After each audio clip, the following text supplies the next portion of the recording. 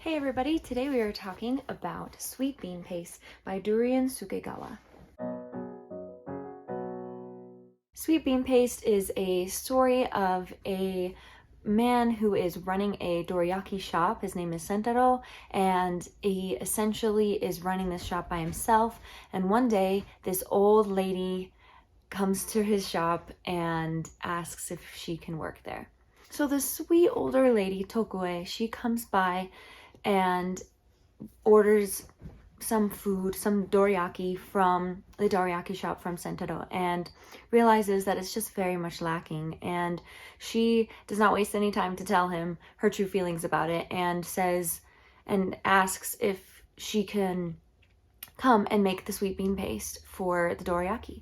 And he is very resistant to this idea, partially because he likes doing things on his own, but also he doesn't really know if she can handle the work because of her age, and also because her hands look a little crippled, and he doesn't know how that could be helpful in the making of food, as well as he doesn't want people coming to the shop and seeing her crippled hands and being put off by that. So he originally just says no, but eventually she doesn't give up, and he decides to ask, or she asks him one more time, and Panyo, don't play with the chicken right now.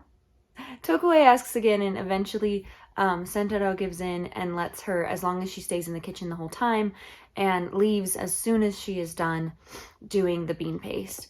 And so that means she comes in at like 6 in the morning to have several hours for this process to be done properly. Before this, Sentaro only used, he just bought from a supplier the bean paste, and he would just use that, just heat it up and use that. And he, this seemed to work out for him just fine. He wasn't particularly caring about the taste of the food. He was really just working there to pay off some people that he owed. And so he was just, it was kind of a favor for him to be there. So he didn't really care about being there for the sake of having good food and a good little treat and snack for people to enjoy. But Tokue was very passionate about this, and so she wanted to make a change, and she saw the potential in Sentaro as well as the shop. And so that is basically what our story is about, is the relationship between these two as they work together, and the more of that hard shell that we kind of break, that Sentaro has, slowly he starts to become a little bit more understanding and a little more passionate about what he's doing. He starts trying to actually, like Tokue is helping him learn how to properly make the sweet bean paste so that it doesn't get too gummy or too thick or too thin. And she's really teaching him how there's a lot of skill in making this bean paste, but also, you know, like love and care and all those things, of course, that you want people that are making your food to do, so that you're buying a product that is worth what you're buying, like what you're paying for. There is actually a lot more depth to this story than I originally thought there was going to be, because you know me, I never read the backs of books and things.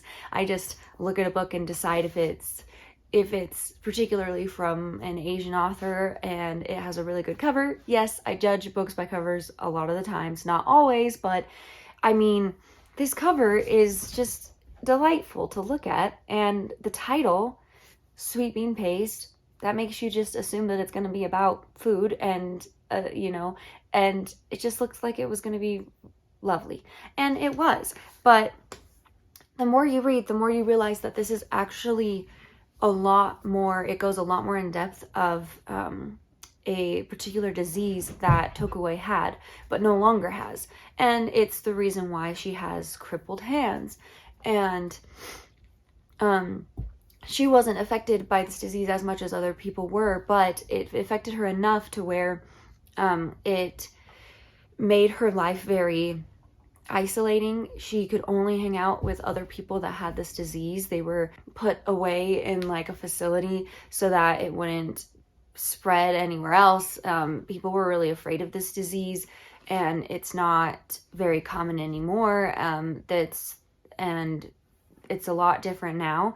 I'm not really specifying what the disease is, just because if you are wanting to read this book, I just want everything to be, pretty fresh for you when you read it, and not have too much of that part of the book given away, because that's really where you get a lot more out of the story. And so I don't want to spoil possible feelings that you could get from going more into depth. Anyway, sometimes even just reading the back cover of books, there can be a detail that you're like, oh, that's really interesting, but it would have been more like cooler or better to have experienced that just by reading it, like, oh, this is in this book, wow.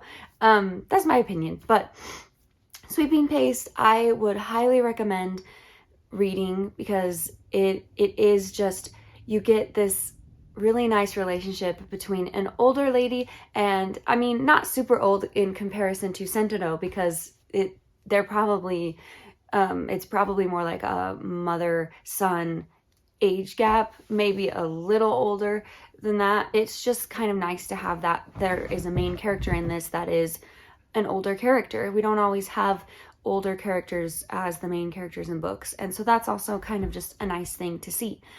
There is also another character in here that comes in about halfway through, that is a school student who she really loves the dorayaki shop, goes there quite often, and started to talk more with Tokue, and started to get a friendship with her. And so she also is involved with a lot of the last half of the book. If you are interested in reading a book about that is pretty character driven between these three characters, mostly the two characters, Sentaro and Tokue, then this is a good book for you to read. If you also like red bean paste, then that's another thing that this book has a lot to do with.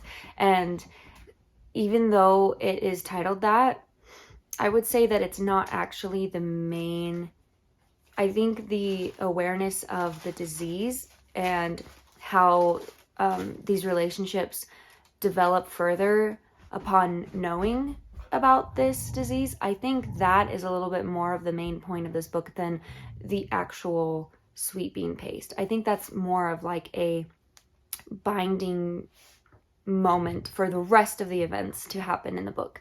And so it is still present in the entire book, and of course without it, then our story wouldn't even have taken place. So of course it's important, but at the same time, you can see what this shop and what this bean paste and how to make it and all those things, you can see where that really was the starting point and carried them through their relationship and made it stronger. And yeah, it's just I really enjoyed it, and it was something that I think in a few years down the road that I would like to read again, because it is just a really touching, sweet book, and there are parts in it that just are like, like they just hit you.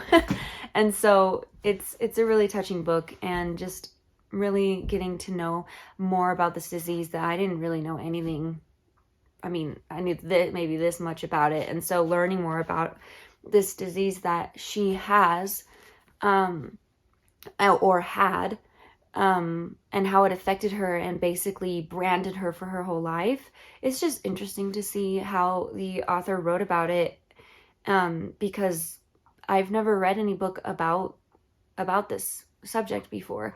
Okay, fine. I decided I'll tell you what the official name for it is, but there's also another name for it that is what I was more used to hearing it called, but the actual disease is called Hansen's disease. So if you know what that is, then now you know. But if not, if you don't know what that is, then just don't look it up, read the book first, and then you'll find out what it is, because I think that would be better. Okay, anyways, thank you so much for watching. I appreciate you. Let me know down in the comments if you've read this before, how you felt about it, and if you are intrigued about reading it. And yeah, once you do read it, let me know how you think. But yeah, thank you so much. I appreciate you, and I'll see you in the next one. Bye.